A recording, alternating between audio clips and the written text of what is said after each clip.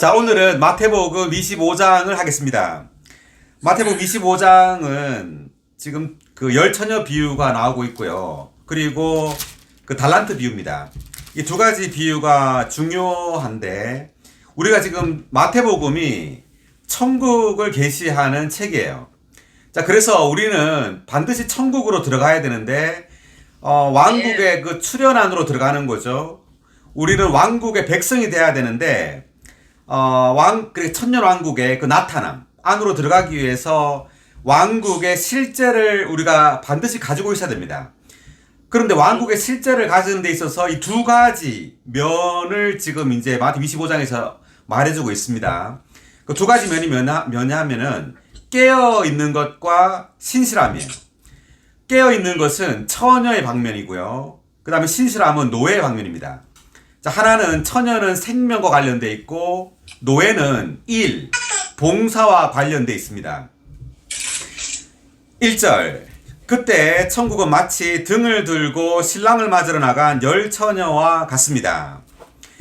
등 형광펜입니다. 등을 들고 신랑을 맞으러 나갔는데, 왜 등을 들고 신랑을 맞으러 나갔느냐? 이 등과 신랑을 맞으러 나가는 것은 매우 밀접한 관련이 있어요. 이 등은 뭐냐면은 우리가 하나님을 비추어내는 거예요. 우리로부터 하나님이 표현되는 겁니다. 하나님을 살아내는 거죠. 그래서 반드시 우리에게서 빛이 나야 됩니다. 빛이 난다는 것은 하나님이 반드시 나타나야 돼요. 우리에게서. 이것이 신랑을 맞으러 가는 것과 관련되어 있습니다. 그리고 이 지금 등이 필요하다는 것은 이 시대가 어둡다는 것을 말해요. 우리가 사는 이 교회 시대가 그 밤입니다. 그래서 밤이라는 것은 죄와 죽음으로 가득한 시대예요. 그래서 반드시 생명의 빛을 비추는 사람들이 필요합니다. 아멘. 자, 이 생명의 빛을 비추는 사람들이 신랑을 맞으러 나아갈 자격이 있어요. 아멘. 그리고 특별히 등이 뭐냐 하면은, 이 등이 가리키는 것은 잠언 20장 27절을 찾아보겠습니다.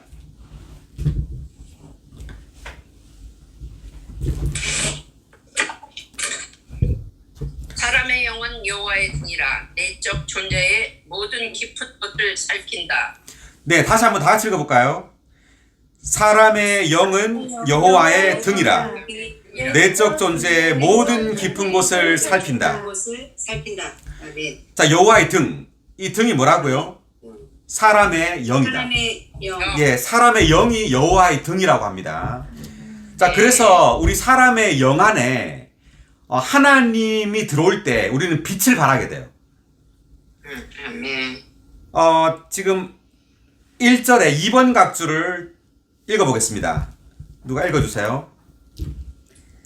등은 기름이신 하나님의 영을 담는 믿는 이들의 영을 상징한다. 믿는 이들은 그들의 영 안에서 하나님의 영의 빛을 비추어낸다. 이렇게 하여 그들은 세상의 빛이 되고 이 시대의 어둠 가운데서 등불로서 빛을 비추며 하나님께 영광을 돌리기 위해 주님의 증거를 짊어진다. 아멘. 네, 그래서 이 등은 기름이신 하나님의 영을 담는 믿는 이들의 영을 상징합니다. 자, 그리고 두 번째, 신랑이 나오죠. 신랑. 우리가 신랑에 대해서 마태복음 9장 15절을 한번 찾아보겠습니다. 마태복음 9장 15절. 예수님께서 그에게 말했다. 신랑의 신랑과 함께 있습니까? 그러나 그들이 날들이 올 것인데 그때는 금식할 것입니다. 자, 이상규 자매님 말이 계속 끊겨요. 그래서 15절을 다시 한번 다 같이 읽어보겠습니다. 예수님께서 그들에게 말씀하셨다. 신랑의 친구들이 신랑과 함께 있는 동안 슬퍼할 수 있습니까? 그러나 그들이 신랑을 빼앗길 날들이 올 것인데 그때에는 금식할 것입니다. 여기서 주 예수님을 지금 뭐로 계시했죠? 신랑. 네, 신랑으로 계시했습니다. 그러면 우리는 자동적으로 뭐라는 말이죠? 신부. 네, 우리는 신부입니다. 자, 신부이고 주님은 신랑이기 때문에 이 둘의 관계에 있어서 가장 중요한 것은 사랑이에요. 그래서 우리는 매일매일 주님을 사랑한다고 고백해야 됩니다. 아멘. 우리 한번 해볼까요? 오, 주 예수님, 당신을 사랑합니다. 아멘. 오, 주 예수님, 당신을 사랑합니다. 사랑합니다. 아멘. 아멘. 아, 이렇게 우리가 사랑한다고 말하면 할수록 우리는 기름으로 채워지게 됩니다. 그래서 주님은 어떤 위대한 왕으로나 어떤 장군으로 오시는 게 아니라 지금 신랑으로 오시고 계세요. 그래서 우리도 신부로서 주님을 사랑하는 그러한 마음으로 주님을 만나러 나가야 됩니다. 아멘. 한 구절 더 보겠습니다. 요한복음 3장 29절.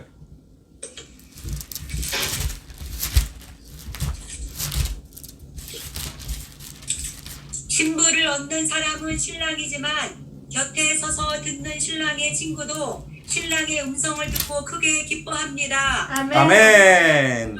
기쁨이 충만합니다. 아멘. 다 같이요. 신부를 얻는 사람은 신랑이지만 곁에 서서 듣는 신랑의 친구도 신랑의 음성을 듣고 크게 기뻐합니다. 그러므로 나는 이런 기쁨이 충만합니다. 아멘. 아멘. 그래서 우주 가운데 가장 기쁜 사람이 신랑입니다. 아멘. 아멘. 네, 신랑이 가장 기쁜 이유는 신부를 얻기 때문에. 그렇습니다. 자, 그래서 주님은 반드시 우리를 신부로서 얻어야 합니다. 아멘. 아멘. 그 1절에 3번 각주 읽어봐 주세요. 마태복음 25장 다시 돌아와서. 신랑은 사람을 기쁘게 하고 사람의 마음을 끄는 분이신 그리스도를 상징한다. 아멘. 그래서 우리가 주님을 접촉할 때 우리의 마음이 슬플까요, 기쁠까요? 기쁩니다. 기뻐요. 우리가 오 주님 이렇게 할 때 우리의 마음이 너무 기뻐요. 아멘. 그리고 우리는 주님께 마음이 빼앗기게 됩니다. 그렇습니다. 왜냐하면 주님이 신랑이기 때문에. 그리고 우리가 신부이기 때문에 그래요. 아멘. 아멘. 우리가 주님을 부르고 오 주님 당신을 사랑합니다 이렇게 할 때 우리는 주님과 우리의 관계가 아주 친밀하고 은밀하고 아주 개인적인 그러한 사랑의 관계라는 것을 우리가 느낄 수가 있어요. 아멘. 아멘. 자, 1절 다시 보면은 등을 들고 신랑을 맞으러 할 때 맞으러라고 했는데 이때 맞으러라는 단어는 그 6절에 보니까 한밤중에 보십시오 신랑입니다 맞으러 나오십시오 이렇게 돼 있죠. 지금 맞으러가 이렇게 1절과 6절에 이렇게 두 번 나오는데 그 헬라어 단어는 다른 단어예요. 1절에 있는 신랑을 맞으러 할 때는 혼자 은밀히 만나는 것을 말합니다. 그렇지만 6절에 있는 맞으러 나오십시오 할 때는 공개적으로 만나는 것을 말합니다. 그래서 헬라어로 다른 단어가 쓰였어요. 우리 한국말로는 똑같이 맞으러지만 그래서 1절에 있는 신랑을 맞으러 할 때는 혼자 은밀하게 신랑을 만나러 가는 거고 6절에 맞으러 나오십시오 이렇게 외칠 때는 공개적으로 주님을 만나는 겁니다. 아멘. 그래서 우리가 주님을 공개적으로 만나기 위해서는 은밀히 혼자 개인적으로 주님을 자주 만나야 됩니다. 아멘. 자, 그리고 신랑을 맞으러 나간이라고 했죠. 나갔다. 이것은 어디로 나가느냐 하면 세상에서부터 나가고 있다는 것을 의미합니다. 우리가 신랑이신 주님을 만날 때 우리는 세상에서부터 나가고 있어야 됩니다. 아멘. 아멘. 어떻게 나가고 있느냐 하면 세상을 사랑하지 말아야 돼요.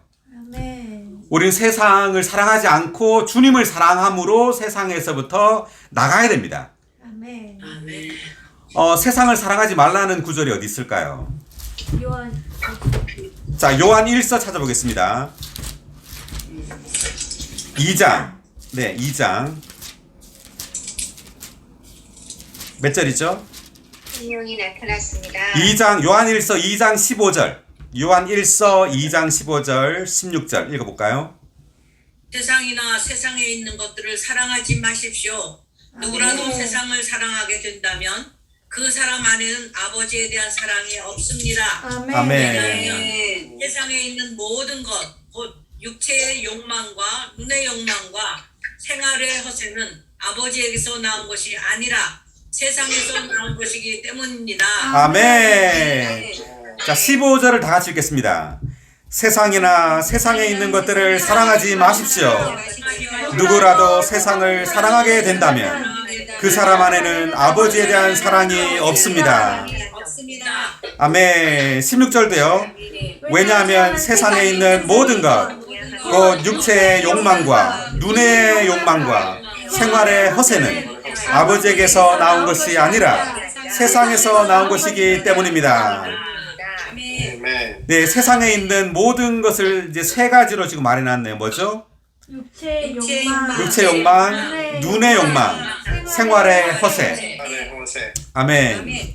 네, 다시 돌아와서 그래서 세상에서부터 우리는 계속해서 나가야 됩니다. 나감으로 주님을 만나러 가는 겁니다. 아멘. 아멘. 그래서 신랑을 맞으러 나간이라고 말할 때 이것은 우리가 왜 세상으로부터 나가느냐 하면 신랑이신 주님을 만나러 가는 겁니다. 아멘. 예, 주님을 만나기 위해서 세상에서부터 우리는 계속 나와야 돼요.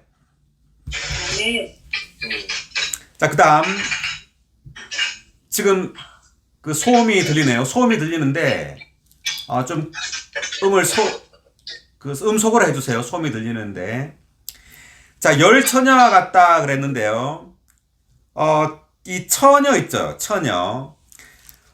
이 처녀는 1의 6번 각주를 한번 읽어봐 주세요. 1의 6번 각주. 처녀들은 생명의 방면에서 본 믿는 이들을 상징한다. 왕국 백성이 믿는 이들은 순결한 처녀들과 같다. 처녀들로서 그들은 어두운 시대에 주님의 증거를 가지고 주님을 맞으러 세상에서 나가고 있다. 이 일을 위하여 그들에게는 성령의 내주뿐만 아니라 성령의 충만도 필요하다. 아멘. 아멘. 그래서 이 처녀는 지금 생명의 방면에서 본 믿는 이들입니다. 아멘. 우리가 나중에 볼 14절부터 나오는 노예들은 그 일의 방면입니다. 봉사의 방면에서 본 믿는 이들입니다. 이 두 가지 면이 우리에게 다 있어야 되죠. 그래서 지금 열처녀의 비유에서는 우리가 봉사의 방면이 아니라 생명의 방면에서 주님을 처녀로서 사랑해야 된다는 것을 의미합니다. 아멘. 그리고 이제 열이라는 숫자 있죠. 열이라는 숫자는 지금 1의 5번 각주 읽어주세요. 1의 5번. 열처녀 할 때 열. 열은 열들의 대부분이다.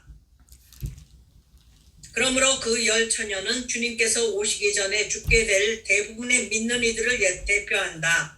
마태복음 24장 40절로부터 41절까지의 두 남자와 두 여자는 주님께서 오실 때까지 살아있게 될 남아있는 믿는 이들을 대표한다. 아멘. 네. 지금 열처녀는 이때 10명은 믿는 이들인데 주님이 오시기 전에 죽어요. 이 사람들은. 그래서 죽은 믿는 이들입니다. 대다수가 죽게 되겠죠. 그래서 10명이고 그 마태복음 24장 우리가 저번 주에 본 40, 41절에 나온 두 남자 두 여자가 휴거되는 장면이 있죠. 이것은 주님 오실 때 살아있는 믿는 이들입니다. 네. 그리고 지금 2절 읽겠습니다. 계속. 그들 가운데 5은 어리석고 5은 현명하였습니다. 지금 10명 중에 몇 명은 어리석죠? 5. 5. 그리고 또 나머지 5은 현명합니다. 자, 이것은 믿는 이들 중에 절반은 어리석고 절반은 현명하다는 이야기가 아니에요. 자, 그런 의미가 아니라 이 5이라는 이 숫자가 의미가 있는 겁니다. 5라는 숫자, 이 5라는 숫자는 무슨 숫자죠? 책임. 네, 우리 손가락을 보면 지금 몇 닭이 몇으로 되어 있죠? 1 더하기 4. 5 더하기 5. 아니, 5가리. 5, 예, 1 더하기 4죠. 그래서 1은 뭘 상징하죠? 하나님, 하나님. 하나님, 4는요? 사람, 피조물. 예, 피조물인 사람을 상징합니다.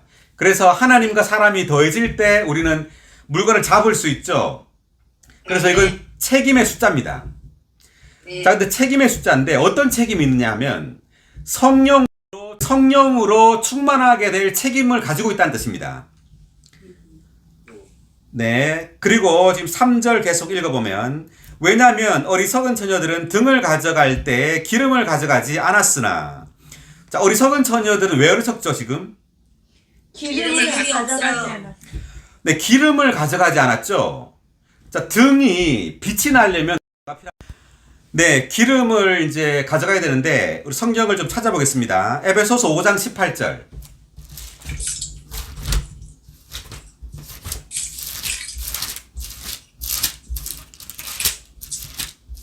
술 취하지 마십시오. 취하지 마십시오. 네, 읽으세요, 계속. 술 취하는 것은 사람을 방탕하게 합니다. 다만 영 안에서 충만해지십시오. 아멘. 다 같이 술 취하지 마십시오. 술 취하는 것은 사람을 방탕하게 합니다. 다만 영 안에서 충만해지십시오. 아멘. 그래서 우리가 술 취하지 말란 말이 나오고 술 취하는 대신에 뭐 하란 말이죠? 영 안에서 충만해지십시오. 네, 영 안에서 충만해지십시오 이렇게 나오죠. 우리가 저번 주에 마태복음 24장에서 그 악한 노예가 마음속으로 나의 주인이 더디 올 것이다 라고 하며 동료 노예들을 때리기 시작하고 술꾼들과 어울려 먹고 마신다면 이런 말이 나왔습니다. 그죠? 그래서 술꾼들과 함께 먹고 마시는 대신 우리는 성령으로 충만하게 돼야 된답니다. 아멘. 아멘. 자, 그리고 빌립보서 1장 29절.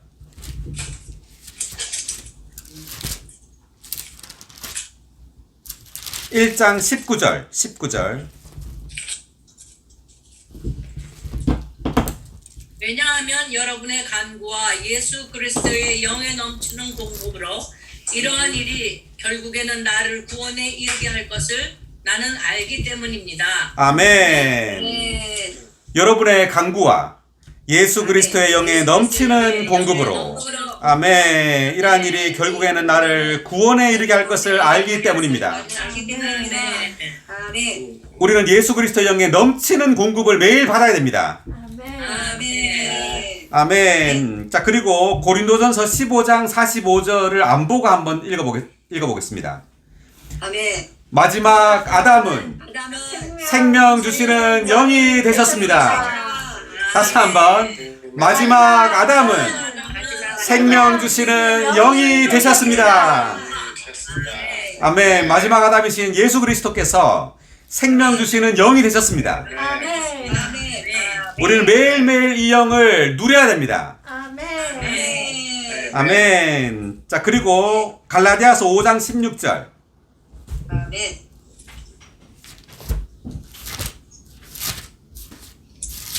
내가 말합니다. 그 영을 따라 행하십시오.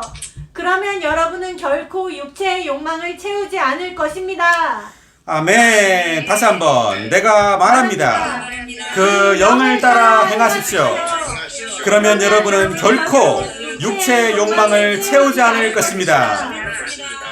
아멘. 육체 욕망을 채우지 않는 비결이 여기 나왔는데 뭐죠? 영을 따라 행하십시오. 아멘. 그 영을 따라 행하는 겁니다. 아멘. 그 다음 25절. 우리가 그 영을 따라 산다면 그 아멘. 영을 따라 행합시다. 아멘. 우리가 그 영을 따라 산다면 또한 그 영을 따라 행합시다. 아멘. 네. 신약 성경, 특별히 서신서들은 온통 그 영에 대해서 말하고 있습니다. 온통. 아멘. 자, 한 구절 더 보겠습니다. 로마서 8장 14절. 아멘.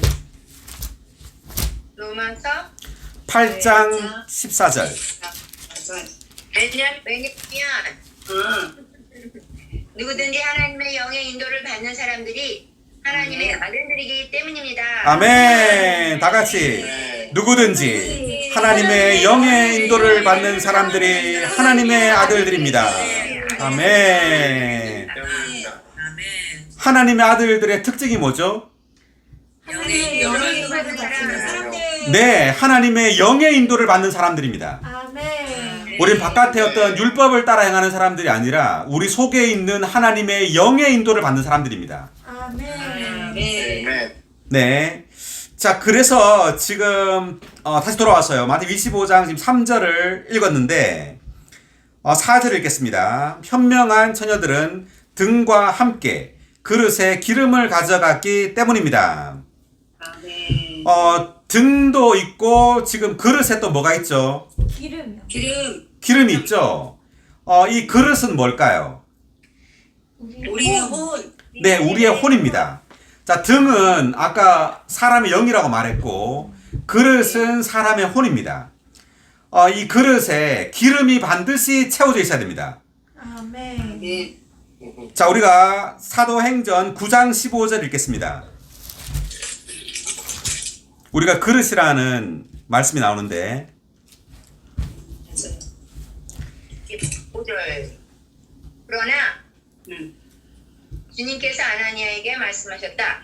가거라, 이 사람은 이방인들과 왕들과 이스라엘 자손들 앞에서 내 이름을 전하기 위하여 나에게 선택된 그릇이다. 아멘. 내 이름을 전하기 위하여 나에게 선택된 그릇이다. 네, 그릇이다. 네, 지금 바울에게 지금 주님께서 하시는 말씀입니다. 주님은 바울을 선택된 그릇이라고 말씀하셨습니다. 아멘. 네, 그리고 로마서 9장 23절.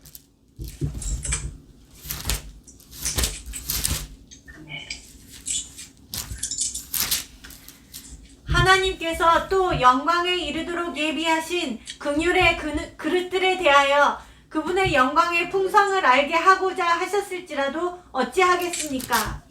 아멘. 우리의 그릇. 아멘. 영광에 이르도록 예비하신 긍휼의 그릇. 아멘. 우리는 그릇입니다. 그릇 안에 뭘 담죠, 우리가? 하나님 기름. 다시 네. 하나님을 담죠. 지금 여기에서는 기름을 담는다고 되어 있는데, 기름이 곧 하나님의 영, 하나님 자신입니다. 아멘. 아멘.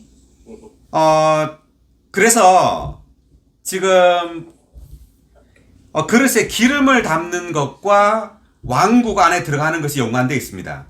지금 마태복음에서 지금 우리가 지금 25장이 굉장히 중요한 이유가 우리가 왕국의 출현 안으로 들어가기 위해서 반드시 이 두 가지가 다 우리에게 있어야 됩니다. 처녀로서 깨어 있어야 되는데 깨어 있는 것은 그릇에 기름이 가득 채워져 있는 거예요. 아멘. 그래서 우리가 왕국 안으로 들어가기 위해서 반드시 우리의 혼에 기름이 가득 채워져 있어야 된다는 것이 굉장히 중요한 겁니다. 아멘. 아멘. 4의 1번 각주를 읽어주세요.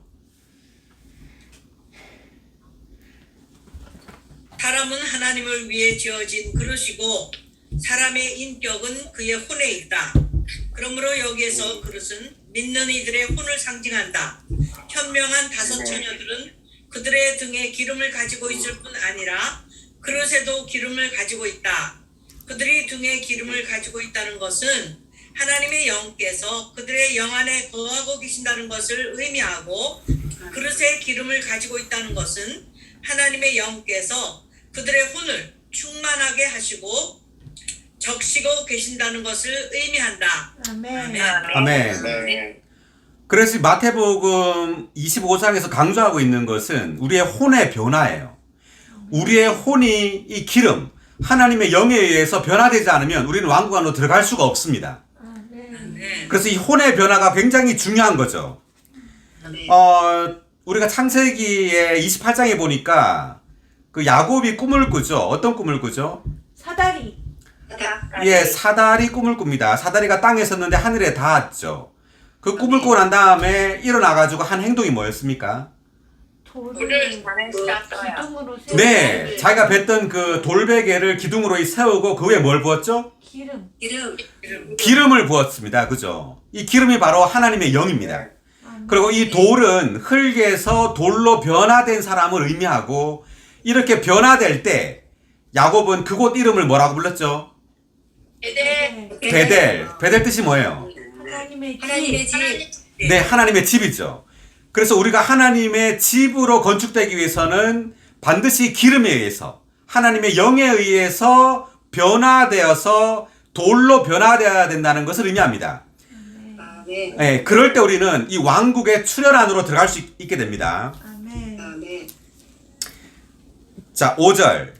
신랑이 더디 오는 동안 그들 모두가 졸다가 잠이 들었는데 신랑이신 주님이 이제 더디 오시는 겁니다. 그런데 그들 모두가 졸다가는 뭔 뜻이냐면 병든 것을 의미합니다.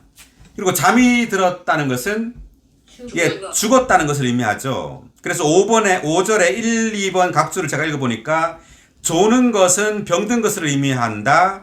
그리고 잠이 드는 것은 죽는 것을 의미한다. 주님께서 더디 오시는 동안 대부분의 믿는 이들이 병들고 죽는다. 그래서 이 열처녀 비유는 주님 오시기 전에 죽은 믿는 이들을 의미합니다. 예, 그리고 마태복음 24장에 있는 그 두 남자 두 여자는 주님 오실 때 살아있는 믿는 이들을 의미하는 거고요. 6절 한밤중에 보십시오 신랑입니다. 맞으러 나오십시오 라고 외치는 소리가 나니. 한밤중. 자, 이때 한밤중은 각주를 보니까 한밤중은 이 어두운 시대의 가장 어두운 때를 의미한다. 그것은 이 시대의 끝, 곧 대환난의 때일 것이다. 자, 대환난의 때에 이제 주님이 마지막에 이제 오시죠. 이제 오실 때 보십시오 신랑입니다 이렇게 외친다는 거죠. 맞으러 나오십시오. 그래서 주님이 공개적으로 이제 오시는 겁니다. 아멘. 7절 그 처녀들이 모두 일어나 자기의 등을 손질하였습니다. 모두 일어나. 이때 일어난다는 것은 부활을 의미합니다. 죽은 이들이 이제 부활하는 거예요. 자, 부활해가지고 일어났는데 등을 손질했다고 합니다. 자, 등에 어떤 부족 또는 어떤 훼손이 있는 거예요. 등이. 손질했단 말은 뭘 의미하느냐면 그리스도에 대한 표현이 부족하다는 걸 의미해요. 등은 빛나야 되잖아요. 그래서 우리가 하나님을 비추어 내야 되는데 우리의 삶을 통해서 그리스도가 표현되고 나타나야 되는데 이것이 부족하다는 거죠. 등을 손질했다는 것은. 8절 어리석은 처녀들이 현명한 처녀들에게 우리의 등불이 꺼져가니 여러분의 기름을 좀 주십시오 라고 하였지만, 자, 등불이 꺼져간다라는 말은 기름이 충분하지 않다는 겁니다. 그러니까 혼에 그 기름이 충분하지 않은 거예요. 그래서 이 등불이 꺼져간다는 거죠. 그러니까 여러분의 기름을 좀 주십시오 라고 말했다는 것은 이들은 죽고 난 다음에 다시 부활한 이후에도 기름으로 충만하게 될 필요가 여전히 있다는 거예요. 아멘. 죽고 난 다음에 끝이 아니라 죽고 부활한 이후에도 여전히 성령으로 충만하게 될 필요가 있다는 것을 의미합니다. 아멘. 9절 현명한 처녀들은 우리와 여러분이 쓰기에 충분하지 못할 듯하니 차라리 기름 파는 사람들에게 가서 여러분을 위하여 사십시오 라고 하였습니다. 기름 파는 사람들, 자, 이 사람들은 누구냐 하면 그 요한계시록 11장 3절에 나오는 두 증인이라고 주로 해석을 합니다. 이 두 증인이 모세와 엘리야죠. 그때 이제 다시 부활하게 되는데 몸을 가지고 9의 2번 각주를 읽어주세요.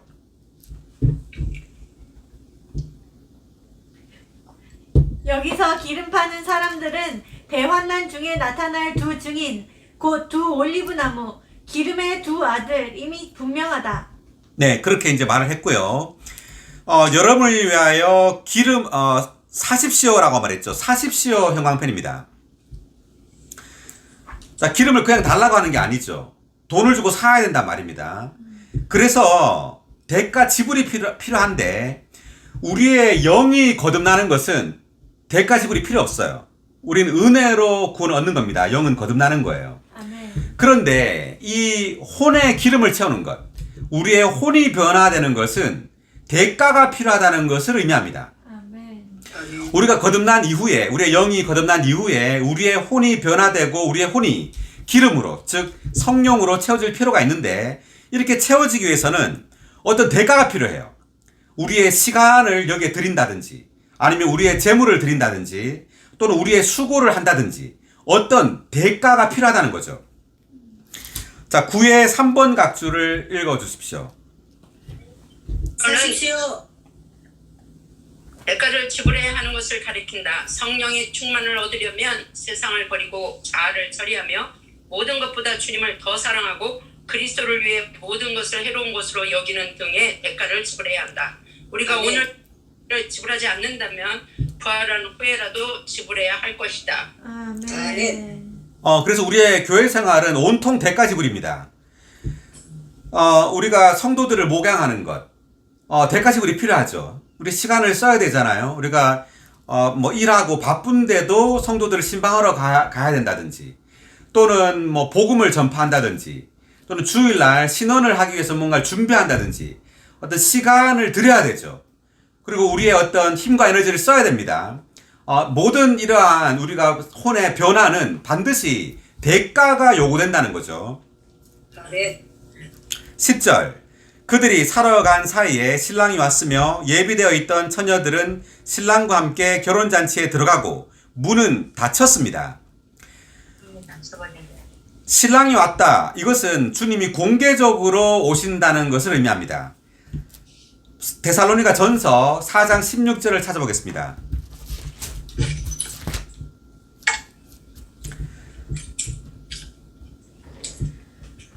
왜냐하면 주님께서 큰 명령 소리와 천사장의 목소리와 하나님의 나팔 소리와 함께 직접 하늘에서 내려오실 것인데, 그러면 그리스도 안에서 죽은 사람들이 먼저 일어나게 될 것이기 때문입니다. 아멘. 주님이 이제 하늘에서 공중으로 오십니다. 그래서 죽은 사람들이 먼저 부활하고요. 그 다음 17절 계속. 그 후에 살아남아 있는 우리가 그들과 함께 구름 속으로 이끌려 올라가 공중에서 주님을 만나게 될 것입니다. 그리하여 아멘. 우리가 항상 주님과 함께 있을 것입니다. 아멘. 자, 이것은 대환난의 마지막 날에 발생합니다. 공중에서 주님은 우리를, 모든 믿는 이들을 공중으로 끌어올리는 겁니다. 죽은 자들과 살아있는 자들을 다 끌어올려요. 그래서 심판을 하게 됩니다. 공중에서 심판대가 열립니다. 그래서 믿는 이들 중에 이기는 자와 패배한 자를 가르는 그리스도의 심판대가 있게 됩니다. 그리스도의 심판대가 있게 되는데 17절에 2번 각주, 방금 읽은 17절 2번 각주 읽어봐 주세요. 요한계시록 12장에 있는 산의 아이, 즉 이기는 이들은 현 시대의 마지막 3년 반인 대환난 전에 셋째 하늘에 있는 하나님의 보좌로 이끌려 올라가 휴거된다. 여기에서는 죽은 이들 가운데서 부활하는 사람들과 대환난 때 살아남아 있는 믿는 이들을 포함한 대부분의 믿는 이들이 대환난 끝, 곧 주님께서 오실 파루시아 때에 공중으로 휴거된다. 아멘. 아멘. 그러니까 이제 대환난 전에도 휴거가 발생하고 대환난 후에도 발생하는데, 대환난 전에 발생하는 것은 이기는 자들을 데려가는 겁니다. 도둑처럼 모셔서. 그리고 대환난 후에는 모든 믿는 이들을 다 끌어올려 가지고 이제 심판하시는 거죠.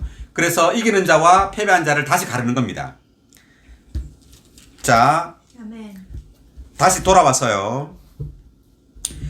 신랑이 왔으며 10절, 예비되어 있던 처녀들은, 할 때 예비되어 있단 말은 기름으로 그 혼이 충만하게 된 처녀들입니다. 성령으로 혼이 충만하게 된 이들, 그러니까 혼에 변화된 이들이죠. 그들은 신랑과 함께 결혼잔치에 들어가고 문은 닫혔습니다. 자, 이때 결혼잔치는 요한계시록 19장에 나오는 그 어린 양과의 결혼잔치입니다. 이 결혼잔치에 이기는 이들, 그러니까 여기에 나온 이기는 이들은 혼이 성령으로 충만히 적셔진, 충만히 채워진 이 이기는 자들이 결혼잔치에 들어간단 말이죠. 아멘. 자, 그렇기 때문에 이 혼이 기름으로 충만하게 되는 것이 얼마나 중요한지를 우리가 여기서 볼 수 있습니다. 아멘. 아멘.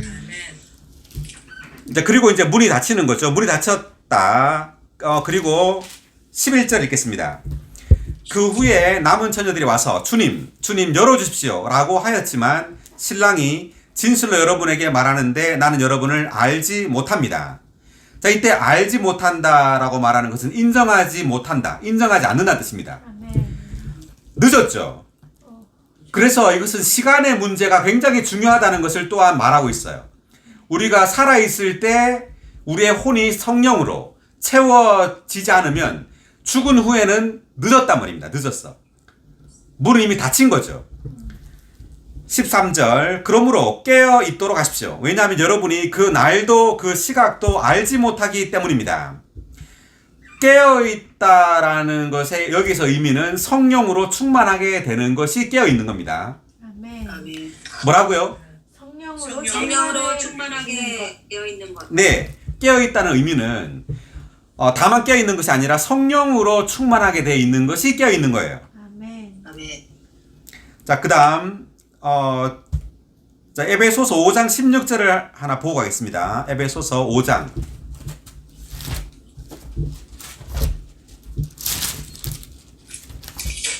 16절. 왜냐하면 때가 악하기 때문입니다. 아멘. 다 같이 한번 읽겠습니다. 시간을 아끼십시오. 아끼십시오. 왜냐하면 때가 악하기 때문입니다. 감사합니다. 네. 그래서 깨어있는 사람들은 시간을 구속합니다. 그래서 시간을 우리는 아껴서 그리스도를 쳐야 되겠죠. 아멘. 시간을 아껴서 그리스도를 누려야 합니다. 아멘. 자, 그 다음 이제 14절부터는 노예에 대해서 나옵니다. 달란트 비유입니다. 신실함에 대한 비유인데, 노예에게 가장 중요한 것이 신실함이에요. 우리가 몇 구절을 찾아보겠습니다. 디모데전서 1장 12절.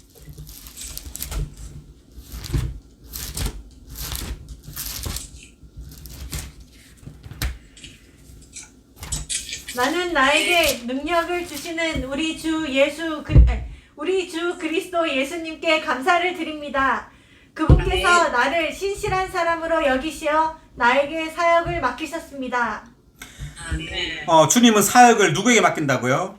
신실한 신실한 사람. 사람. 네, 신실한 사람에게 맡기는 겁니다. 아멘. 뭘 했다 안 했다 뭐 이런 게 아니라 신실하게 이 사역을 수행하는 사람. 예, 그래서 노예에게 있어서 중요한 것이 신실하다는 것을 우리가 알 필요가 있고요. 아멘. 디모데후서 2장 2절.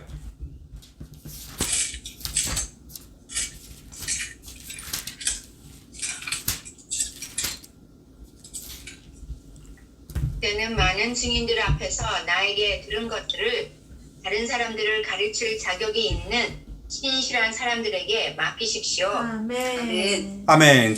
자, 그래서 가르칠 때도 누구에게 맡기라고요? 신실한 사람. 신실한 사람들. 네, 신실한 사람들. 영어로는 이게 faithful입니다. faithful. faithful이 이제 신실하다. 믿을만하다는 거죠. 예, 그래서 뭐 어떨 때는 이걸 했다가 어떨 때는 안 했다가 뭐 기분에 따라 왔다 갔다 하고 이런 사람들에게는 사역을 맡길 수 없다는 말입니다. 그래서 우리가 신실하게 주님을 위하여 사역하고 봉사해야 합니다. 아멘. 자, 그 다음에 마태복음 고린도전서 4장 2절.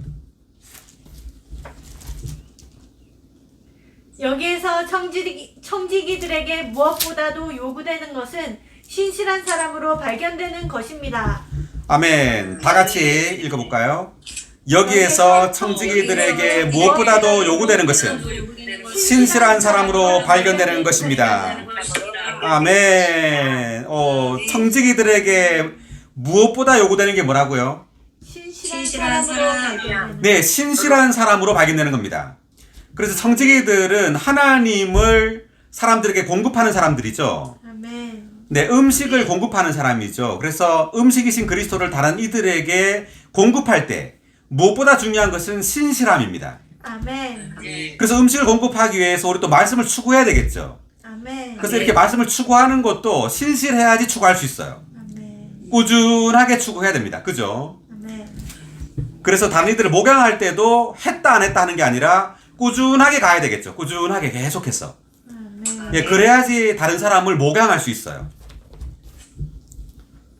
자, 14절 다시 돌아와서 천국은 마치 타국으로 떠나면서 노예들을 불러 자기 소유를 맡긴 어떤 사람과 같습니다. 자, 이제 노예들이 나옵니다. 이제까지는 처녀에 대해서 나왔습니다. 처녀는 생활에 있어서를 말하고요. 생활의 방면. 노예들은 봉사, 어떤 일의 방면입니다. 이제 자기 소유라는 것은 교회를 말합니다. 그러니까 주님은 우리들에게 교회를 맡기셨어요. 교회 성도들에게 신실하게 그리스도를 공급하라고 우리를 맡긴 겁니다. 자, 14절에 3번 각주를 읽어주십시오. 노예들은 봉사의 방면에서 본 믿는 이들을 상징한다. 그리스도와 관련된 믿는 이들의 신분은 두 방면이다. 그들은 생명에 있어서는 그분을 위하여 살고 있는 처녀들이고 봉사 곧 일에 있어서는 그분께서 값을 치르시고 사신 노예들로서 그분을 섬기는 사람들이다. 아멘. 아멘. 네, 노예는 봉사의 방면, 그리고 이제 처녀는 생명의 방면이죠. 자, 15절. 그가 노예들에게 각자의 재능에 따라 한 사람에게는 5달란트를, 다른 한 사람에게는 2달란트를, 또 다른 한 사람에게는 1달란트를 주고서 떠났습니다. 각자 어떻게 줬죠? 지금 달란트를? 5 재능. 5달란트, 2달란트, 1달란트 각자 다르게 줬네, 그죠? 네. 그래서 각 사람마다 어떤 달란트, 주님에게서 받은 어떤 영적인 은사, 또는 어떤 분량이 다르단 말입니다. 우리가 로마서 12장 4절부터 6절 읽어보겠습니다. 로마서 12장.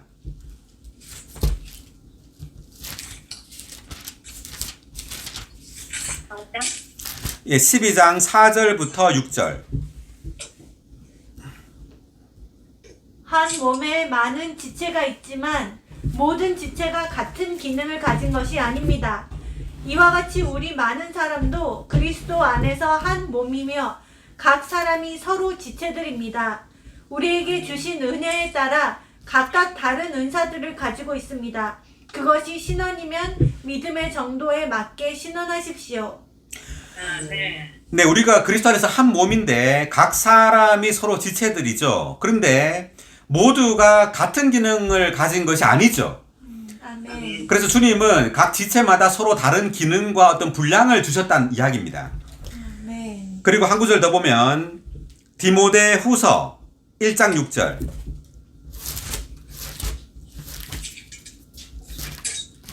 아멘. 그렇기 때문에 나는 그대에게 일깨워 줍니다. 나의 안수며 그대 은사하여 불타오르게 하십시오. 아멘. 이창무 자매님 목소리가 계속 끊기거든요. 네, 그래서 우리가 다 같이 다시 한번 읽겠습니다. 그렇기 때문에 나는 그대에게 일깨워줍니다. 나의 안수를 통하여 그대 안에 있게 된 하나님의 은사를 부채질하여 불타오르게 하십시오. 우리는 하나님의 은사를 어떻게 해야 되죠? 부채질합니다. 네, 부채질해서 불타오르게 해야 됩니다. 아멘. 네, 가만 놔둬서는 안 돼요. 불타야 됩니다. 불타야 돼. 불타야 합니다. 아멘. 예, 불타지 않으면 미지근한 거죠. 아멘. 자, 그 다음에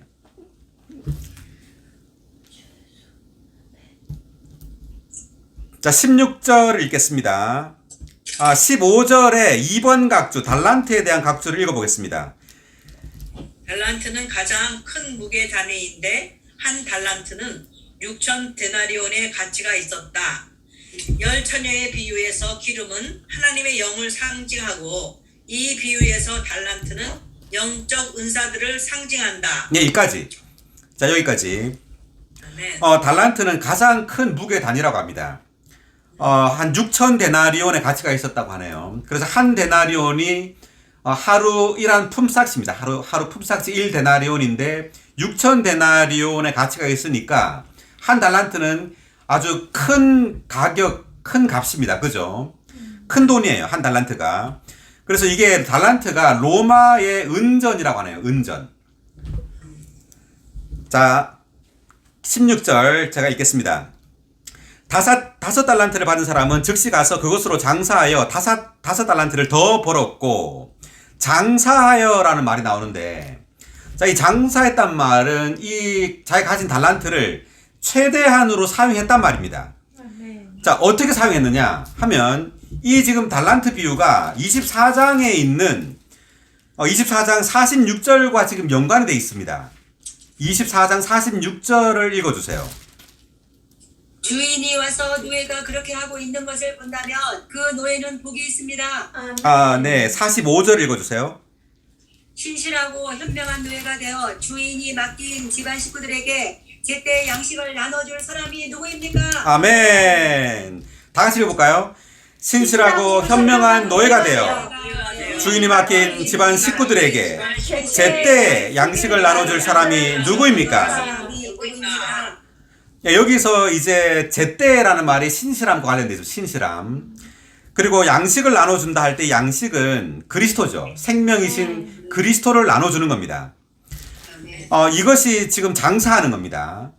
장사라고 할 때 믿는 이들에게 지금 여기에서는 지금 각 자기 집안 식구들이니까 교회죠. 교회 믿는 이들에게 그리스도를 나누어 주는 겁니다.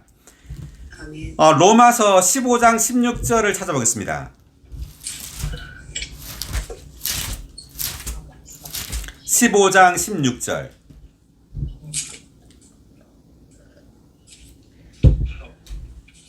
이 은혜로 나는 이방인들을 위한 그리스도 예수님의 사역자 곧 하나님의 복음에 수고하는 제사장이 되었습니다. 그것은 이방인들이 성령 안에서 거룩하게 되어 하나님께서 기쁘게 받으실 만한 제물이 되게 하려는 것이었습니다. 아멘. 아멘. 자, 우리는 하나님의 복음에 수고하는 제사장이 돼야 됩니다. 아멘. 아멘. 하나님의 복음에 수고한다. 그러니까 하나님의 복음을 가지고 이방인들, 사람들에게 복음을 전해서 성령 안에서 거룩하게 하는 거죠.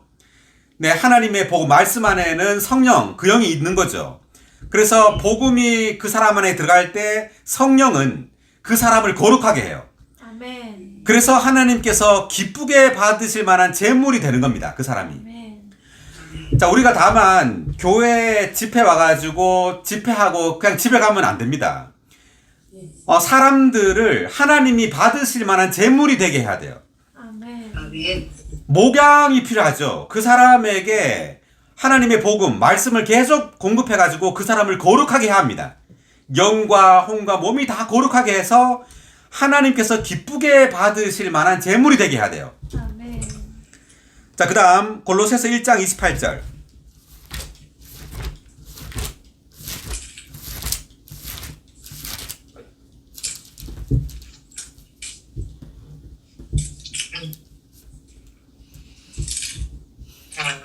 미나? 우리가 그분을 전파하여 온갖 지혜로 각 사람에게 권면하고 각 사람을 가르치는 것은 각 사람을 그리스도 안에서 충분히 자, 다 같이 다시 한번 읽어보겠습니다. 28절. 우리가 그분을 전파하여 온갖 지혜로 각 사람을 권면하고 각 사람을 가르치는 것은 각 사람을 그리스도 안에서 충분히 성장한 사람으로 하나님께 드리기 위한 것입니다. 여기 각 사람이 몇 번 나오죠? 각 여러 사람. 번. 아멘. 세 번. 두 번. 네. 3번 나오죠.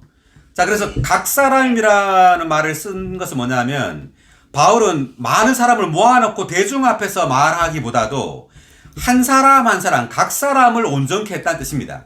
아멘. 우리가 누군가를 온전케 하려면 한 사람 한 사람을 온전케 해야 돼요. 그래서 바울이 복음을 전하고 그리고 전한 다음에는 한 사람 한 사람을 이렇게 그리스도 안에서 충분히 성장한 사람이 되도록 그들을 가르치고 권면했다는 뜻입니다. 아멘. 자, 우리의 교회 생활도 이래야 됩니다. 우리 교회 생활도 우리는 어떤 사람들을 유심히 봐야 돼요. 그래서 이 사람이 생명 안에서 잘 자라서 충분히 성장한 사람이 될 수 있도록 도와줘야 됩니다. 아멘. 이것이 장사하는 겁니다. 다시 돌아와서 25장 17절. 마찬가지로 2달란트를 받은 사람도 다른 2달란트를 더 벌었으나 1달란트를 받은 사람은 나가서 땅을 파고 주인의 돈을 감추어 두었습니다. 지금 5달란트, 2달란트 받은 사람은 각각 5달란트, 2달란트씩 벌었죠. 근데 1달란트 받은 사람은 1달란트를 벌면 되는데 못 벌었습니다. 자, 이 돈을 어떻게 했죠, 지금? 땅에 땅을 묻었어요. 파고 주인의 돈을 감춰두었습니다. 예, 감추어. 땅. 자, 땅이 뭘 상징하냐면 세상을 상징합니다. 이것은 뭐로 의미하냐면은 세상을 사랑한 겁니다. 디모데후서 4장 10절을 펴보겠습니다.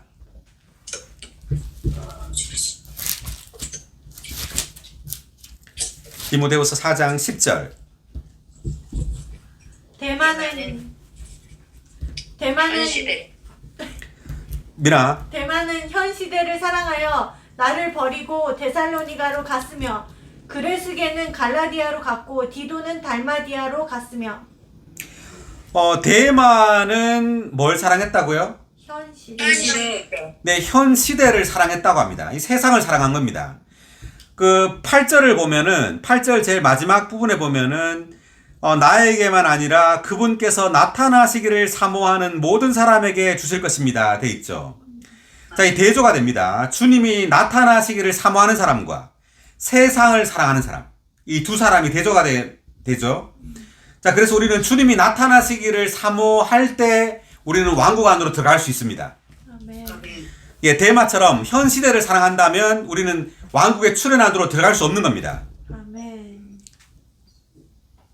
그리고 빌립보서 2장 20절. 네.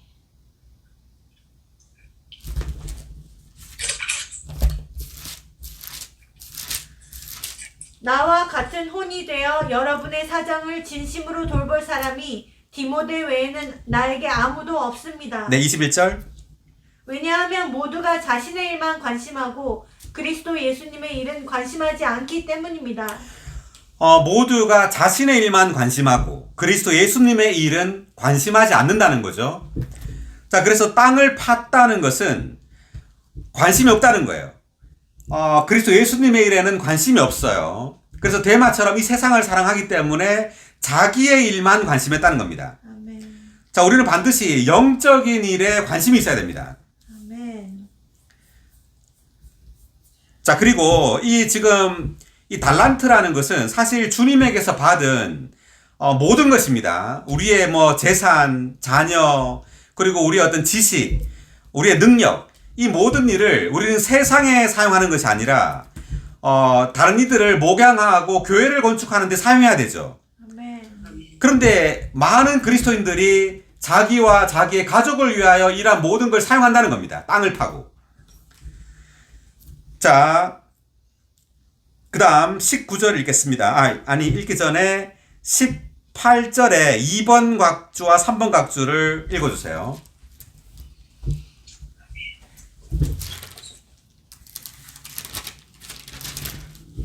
땅은 세상을 상징하므로 땅을 파고는 세상의 연관 되는 것을 상징한다. 세상과의 어떤 연관, 심지어 세상적인 작은 말 한마디도 우리가 주님께 받은 은사를 파묻을 것이다. 주인의 돈을 감추어 두었습니다는 땅에 속한 어떤 핑계를 대면서 주님의 은사를 쓸모없게 만들고 황폐하게 내버려 두는 것을 상징한다. 주님께서 주신 은사를 사용하지 않는 데 대해 어떤 변명을 하는 것은 그 은사를 감추어 두는 것이다. 이것이 언제나 한 달란트 받은 사람들, 즉 그들의 은사가 가장 작다고 생각하는 사람들에게 있는 위험이다. 아멘. 19절 계속 읽어보겠습니다. 오랜 시간이 지난 후 노예들의 주인이 돌아와 그들과 결산하였는데, 자, 주님이 이제 오랜 시간 교회 시대를 다 끝나고 난 다음에 이제 대화단 끝에 이제 돌아오시는 겁니다. 공중으로 재림하신다는 말이고요. 그때 이제 결산한다는 말은 그리스도의 심판대에서 심판한다는 말입니다. 믿는 이들을. 자, 고린도후서 5장 10절을 펴보겠습니다. 고린도후서 5장 10절. 왜냐하면 우리 모두가 반드시 그리스도의 심판대 앞에 나타나 각 사람이 선이든 악이든 자기 몸으로 행한 것에 따라 그대로 대갚음을 받기 때문입니다. 여기 이제 그리스도의 심판대 해방편이고요. 자, 이때 그리스도의 심판대는 대환난 후에를 말합니다. 후에 공중에서 믿는 이들을 심판하는 심판입니다. 자, 그리고 이제 나중에 또 이제 볼 텐데 이 심판 이후에 주님은 이 땅으로 내려오셔서 예루살렘에서 양과 염소, 믿지 않는 이들, 살아있는 믿지 않는 이들을 심판합니다. 양과 염소를 가르는 심판이 있게 됩니다. 자, 그래서 영광의 어떤 보좌에 앉아서 심판한다는 말이 나오고요. 그 다음 마지막 세 번째 심판이 그 크고 흰 보좌에서의 심판입니다. 요한계시록에 나오는 20장에 나오는, 그것은 믿지 않는 이들을 심판하는 거죠. 자, 다시 돌아와서 20절 읽겠습니다. 5달란트 받은 사람은 5달란트를 더 가지고 나와 주인님, 나에게 5달란트를 맡기셨는데 보십시오. 내가 5달란트를 더 벌었습니다. 라고 하자 주인이 그에게 잘하였다. 착하고 신실한 노예야. 네가 적은 일에 신실하였으니 내가 많은 일을 너에게 맡길 것이다. 내 주인의 기쁨에 참여하여라. 라고 하였습니다. 적은 일에 신실했다. 자, 이것은 이 시대에서의 주님의 일을 가리킵니다. 그리고 많은 일을 너에게 맡긴다. 이것은 왕국 시대의 어떤 책임을 말합니다. 우리가 이 온 땅을 또 다스리게 되죠. 그러니까 다스리는 어떤 권위를 맡긴다는 뜻입니다. 그리고 내 주인의 기쁨에 참여한다. 이때 기쁨이라는 것은 외적인 어떤 보좌, 어떤 지위보다도 더 좋은 내적인 만족을 가리킵니다. 내적인 만족, 주인의 기쁨에 참여하게 됩니다. 자, 21절에 4번 각주를 읽어주세요. 내 주인의 기쁨은 오는 왕국 안에서 주님을 누리는 것을 의미한다. 이것은 외적인 지위가 아니라 내적인 만족을 가리킨다. 주님의 기쁨에 참여하는 것은 가장 큰 보상으로서 왕국 안에서의 영광과 지위보다 더 좋은 것이다. 할렐루야! 아멘. 내 주인의 기쁨에 참여하여라! 네. 아멘. 우리가 이 말을 그날에 들으면 얼마나 기쁠까요? 아멘. 지금 성경책으로 읽어서 별 이렇게 감이 없을지 모르지만 그날에 이 말을 듣는다면 가장 기쁠 것 같아요. 우리 이거 잘하였다부터 그 따옴표 친 부분 같이 읽어볼까요? 큰 소리로. 잘하였다. 착하고 신실한 노예야. 노예야. 네가 적은 일에 신실하였으니 내가 많은 일을 너에게 맡길 것이다. 맡길 것이다. 내 주인의 기쁨에 참여하여라. 할렐루야. 할렐루야. 어우, 너무 기쁠 것 같아요. 아멘. 아멘. 자, 22절. 2달란트 받은 사람도 나와 주인님, 나에게 2달란트를 맡기셨는데 보십시오. 내가 2달란트를 더 벌었습니다. 라고 하자 주인이 그에게 잘하였다. 착하고 신실한 노예야. 네가 적은 일에 신실하였으니 내가 많은 일을 너에게 맡길 것이다. 내 주인의 기쁨에 참여하여라. 라고 하였습니다. 지금 5달란트, 2달란트 받은 사람이 동일한 칭찬과 보상을 받았죠. 아멘. 네. 그런데 지금 누가복음 19장을 펼쳐보면요. 자, 보겠습니다. 누가복음 19장. 비슷한 이야기가 나오는데 다른 보상을 받게 됩니다. 자, 19장 17절. 예. 16절부터 19절 읽어보겠습니다. 16, 17, 18, 19절.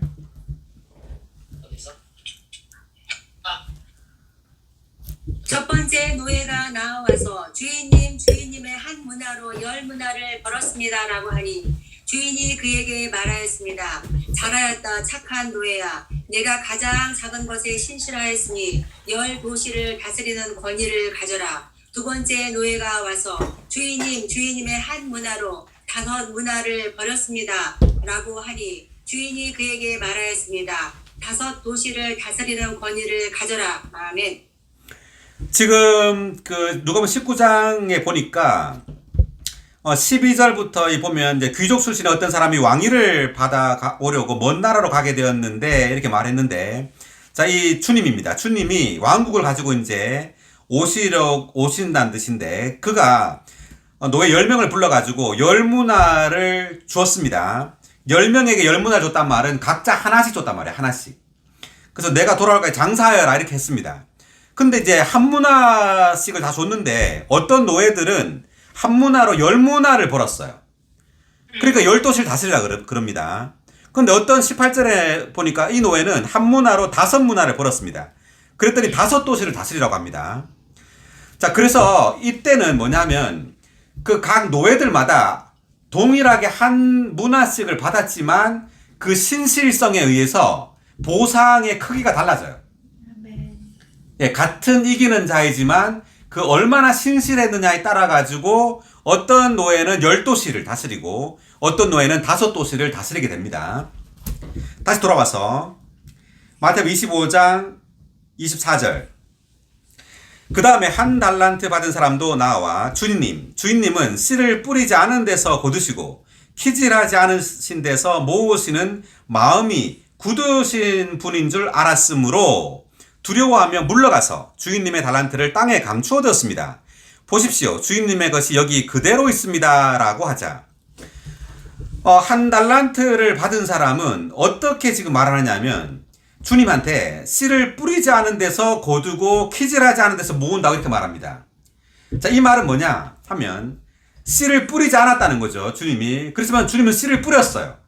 다시 말하면 복음의 씨를 이미 뿌린 겁니다. 그리고 키질하지 않았다. 이 키질이라는 것은 그 어떤 밀이나 보리의 알곡과 어떤 티 이런 걸 가려내는 겁니다. 이렇게 키질한다 그러죠. 자, 이것은 이미 다 익어가지고 알곡이 이미 되었단 말이에요. 그래서 주님이 볼 때는 이미 그 수확할 때가 다 됐어요. 나가서 복음만 전하면 돼요. 전하면 사람들을 얻는단 말이죠. 그런데 이 한 달란트 받은 이 지금 노예는요, 영적인 일에 부담과 관심이 없기 때문에 친구나 어떤 친척이나 동료 어떤 사람들을 만나도 복음을 전하지 않는 겁니다. 다르게 말하면 그들이 하나님께 뭐 복음 전한다고 이 사람 듣겠나 이렇게 생각을 하는 거예요. 네, 그래서 복음도 전하지 않고 목양도 하지 않고 이런 겁니다. 그러니까 영적인 어떤 일에 부담이나 관심이 전혀 없는 거예요. 자, 그렇기 때문에 사람들을 만날 때 이런 생각을 가지는 겁니다. 아, 복음을 전해서 이 사람이 뭐 듣겠나? 이 사람들이 뭐 주님 영접하겠어? 그래서 전혀 직장에서든 밖에 나가 사람을 만나도 이러한 복음이나 영적인 일에 대해서 다른 사람들에게 전하지 않는 겁니다. 자, 그래서 25절 보니까 두려워하며 물러가서, 자, 두려워하고 물러간단 말은 수동적이란 말입니다. 아주 소극적이고 수동적이란 말이에요. 적극적이고 능동적으로 복음을 전하고 목양해야 되는데, 누가 나에게 뭘 물어오면 내가 뭘 말하는 겁니다. 쉽게 말하면. 누가 나한테 복음 좀 말해주세요. 저를 목양해주세요. 이렇게 말하면 목양하는 거예요. 쉽게 말하면. 그게 아니라 적극적으로 능동적으로 우리가 가진 달란트를 사용해야 된단 말입니다. 아멘. 직접 찾아가고 문을 두드리고 성도들에게 같이 활력그룹을 하자 그러고 같이 성경 읽자 그러고 적극적이어야 된단 말입니다. 아멘.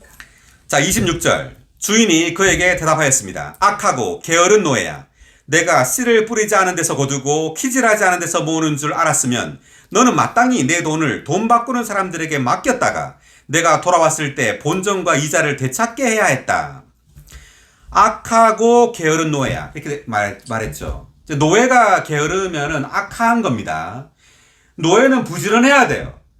자, 우리는 한면으로 처녀로서 주님을 사랑하지만 또 한면으로 노예로서 부지런하게 복음을 전하고 목양해야 되는 겁니다. 게으르다는 것은 악하다는 것을 의미합니다.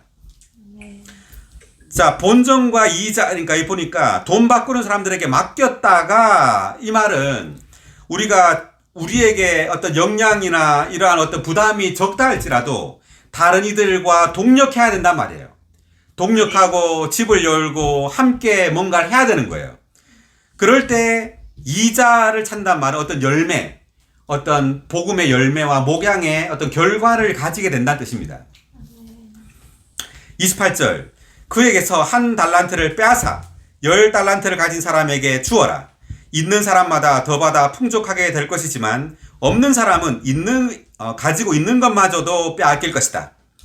자, 있는 사람마다라는 것은 교회 시대에 있는 것을 말하고 더 풍족하다는 것은 왕국 시대에 더 풍족하게 될 거라는 것을 의미합니다.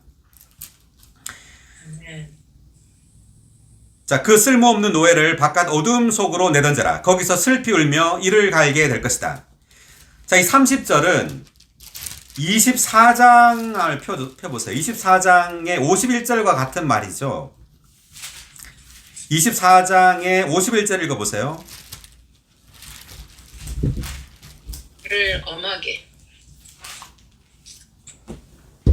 그를 엄하게 처벌하고 위선자들이 받을 벌을 내릴 것이니 거기서 슬피 울며 이를 갈게 될 것입니다. 네, 그래서 지금 24장의 45절부터 51절까지에 있는 이 말씀의 어떤 지금 달란트 비유가 또 완성이라는 것을 의미합니다. 이게. 자, 그 다음 31절. 그러나 사람의 아들이 자기의 영광 안에서 모든 천사와 함께 올 때 자기 영광의 보좌에 앉을 것입니다. 자, 이때 올 때라는 것은 공개적으로 주님 오시는 걸 말하는데, 영광의 보좌라는 것은 이때는 지금 이방인들, 즉 믿지 않는 이들을 심판하는 보좌입니다. 이 영광의 보좌는 양과 염소를 가르는 보좌예요. 자, 아까 잠깐 말했지만 고린도후서 5장 10절에 있는 보좌는 그리스도의 심판대입니다. 이거는 공중에서 믿는 이들을 심판하는 거예요. 이기는 이와 패배한 이를. 그런데 그 패배한 이를 공중에서 심판하고 난 다음에 땅으로 내려오십니다. 예루살렘에 오셔서 이 영광의 보좌에서 이방인들을 심판하는 겁니다. 천년왕국 전에 양과 염소를 가르는 살아있는 이방인들을 심판하는 거예요. 그리고 마지막에 세 번째는 요한계시록 20장 11절에 나오는 크고 흰 보좌의 심판입니다. 이건 천년왕국 후에 있을 죽은 사람들을 심판하는 겁니다. 그래서 다 불못으로 가는 거죠. 믿지 않는 이들이. 자, 그것이 지금 32절에 1번 각주에 나오는데, 자, 32절 읽겠습니다. 모든 민족이 사람의 아들 앞에 모이게 될 것이고 목자가 양들을 염소들에게서 갈라놓듯 그가 그들을 서로 갈라놓아 양들은 자기 오른편에 염소들은 왼편에 둘 것입니다. 자, 양들 염소들 형광펜이고요. 자, 이때 모든 민족은 살아있는 그 대환난 때 살아있는 사람들입니다. 이방인들입니다. 자, 이들을 심판하는 거예요. 예루살렘에서. 자, 마태복음 13장 펴보겠습니다. 마태복음 13장 47절.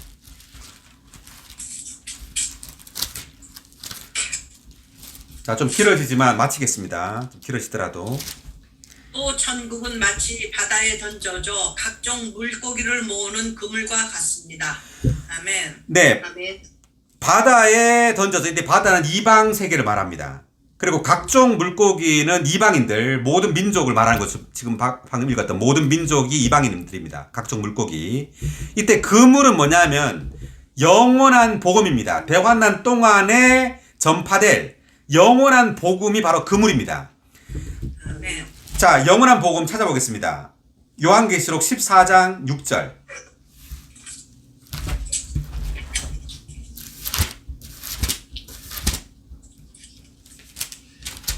또 내가 보니 다른 천사가 하늘 한가운데로 날아가는데 땅에 거하는 사람들 곧 각 민족과 지파와 언어와 백성에게 전할 영원한 복음을 가지고, 자, 영원한 복음 형광펜이고요. 7절 계속. 큰 음성으로 말하였습니다. 하나님의 심판의 때가 왔으니 하나님을 경외하고 하나님께 영광을 돌리십시오. 하늘과 땅과 바다와 샘물들을 만드신 분께 경배하십시오. 지금 이 영원한 복음은 사람이 전파하는 게 아니에요. 천사가 전하는 겁니다. 그리고 뭐 예수를 믿으라거나 하나님을 믿으라고 하지 않고 하나님을 경외하라 그러죠. 그리고 하나님께 영광을 돌리라 그러고 하나님께 경배하라 그럽니다. 자, 왜냐하면 대환난 기간 중에 지금 적그리스도를 경배하라고 말하기 때문에 이들에게 적그리스도를 경배하지 말고 하나님을 경배하라고 하는 겁니다.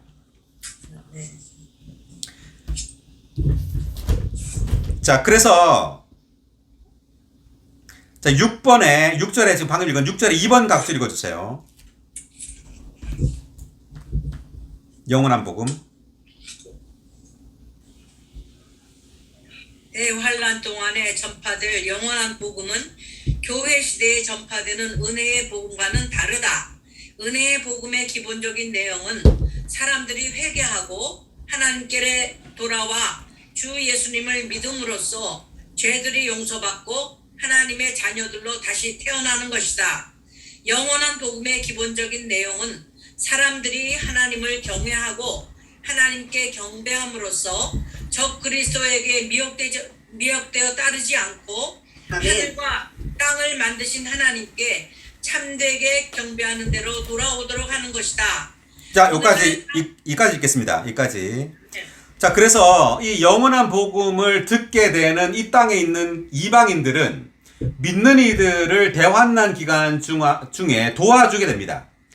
이렇게 도와주는 이들이 양들이 되는 거고요. 이들이 우리가 천년왕국 동안 다스리게 될 백성이 되고 또 영원토록 다스리게 될 백성이 됩니다.